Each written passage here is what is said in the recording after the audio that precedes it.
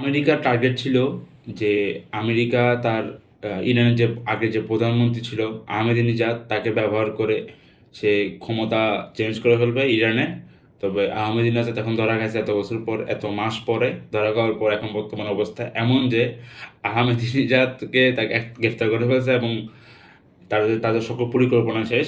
আসলে আমেরিকা চাইছিল যে ইরাকের কুর্দিস্তান থেকে তুর্কি কুর্দিস্তান থেকে সেখান থেকে সৈন্য নিয়ে প্রথমে অ্যাটাক করবে। আমেরিকান বাহিনী এয়ারপ্লেন সহ গ্রাউন্ড অ্যাটাক করার চেষ্টা করবে এবং এক পর্যায়ে গিয়ে আহমেদিনেজাদকে ক্ষমতা দিয়ে দিবে। টিপিক্যাল সুন্নি আগে ছিল, প্রধানমন্ত্রী ছিল, এখন বর্তমান অবস্থা সে এখন পাপেট এজেন্ট হয়ে গেছে শেষ পর্যন্ত। তো এটার মাধ্যমে কিন্তু তার কোনো উপকার তো হইল না, বরং লস হইলো। তার একটা বড় একটা ক্যারিয়ার শেষ হয়ে গেল পুরো পৃথিবীর সামনে এবং লাভ হইলো না কিছুই। তবে আমেরিকা একটা রিস্ক নিয়ে নিয়েছিল, কিন্তু রিস্কটা কোনোভাবে সফল হয়নি। কিন্তু এর মাঝে কিন্তু ইরান কিন্তু অবস্থা খারাপ করে দিচ্ছে কুর্দিস্তানের পাবলিকগুলোর অবস্থা অবশ্যই খারাপ করবে। নিজের দেশের যেগুলো আছে সেগুলোকেও, আশেপাশে যে দেশের আছে, ইরাকের আছে, তারপর তুর্কির আছে।